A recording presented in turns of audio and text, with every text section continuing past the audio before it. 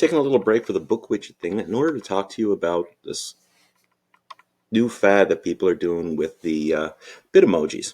And being a Google person, I thought to myself, well, can we do this with slides? And yeah, we pretty well can. I'll show you a couple of examples before I show you how to do this.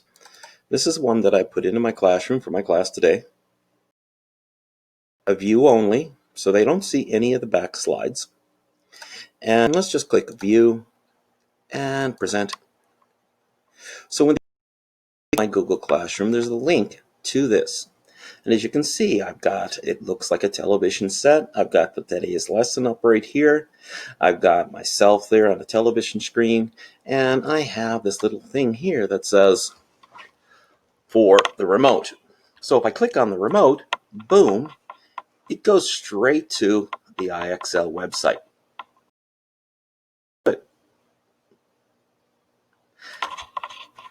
I come back here, help, they click the picture, and boom, they've got a video of me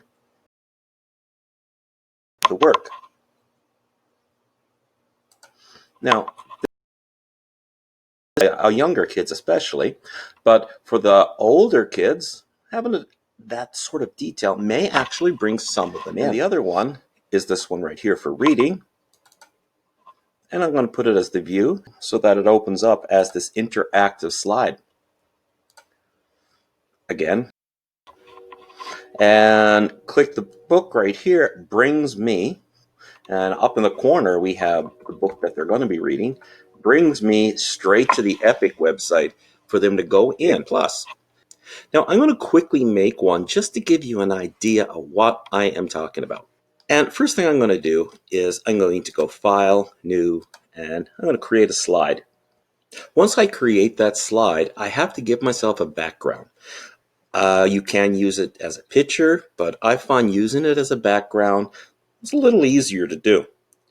Okay, so we go Slide, Change Background, choose an image, and I'm going to just choose something from my photos. Let's go with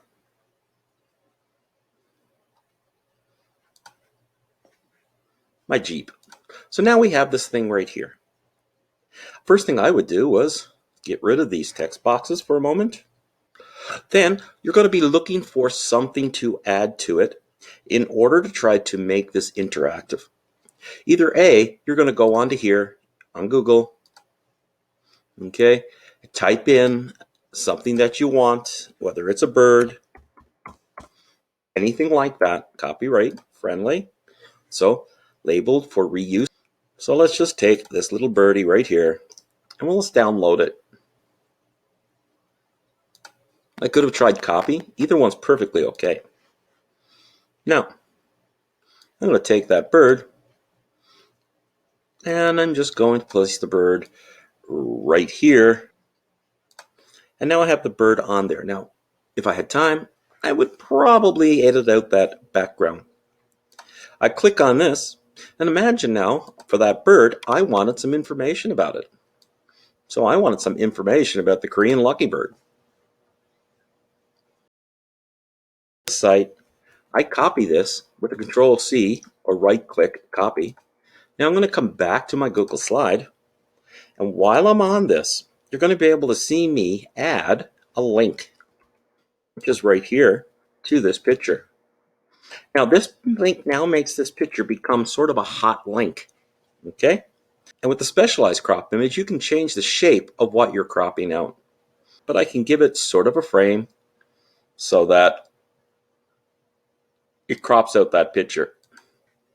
As you can see, I've got the curved edges here. I can even take this picture and make it a little bit more interactive.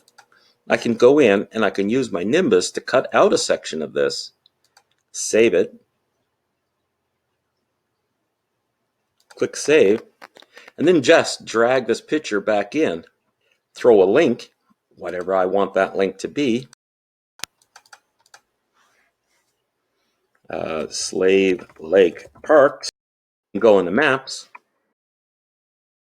copy the link that's up here, and then go back to my slide.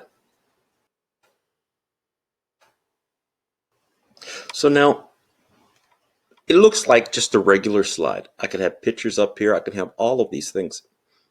But if I share it with students, give it a name, testing, click save.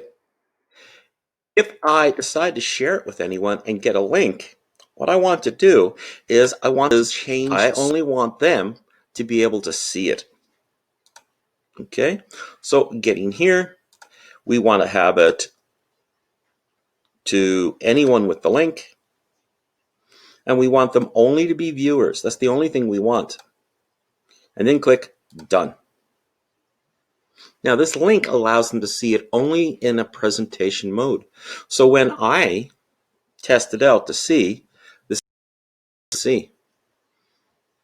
Now, of course, I would have spent a little bit more time on that Jeep picture, but by clicking on this, a link that will bring them straight through to the bird page, and another link that brings them straight through to the Google map.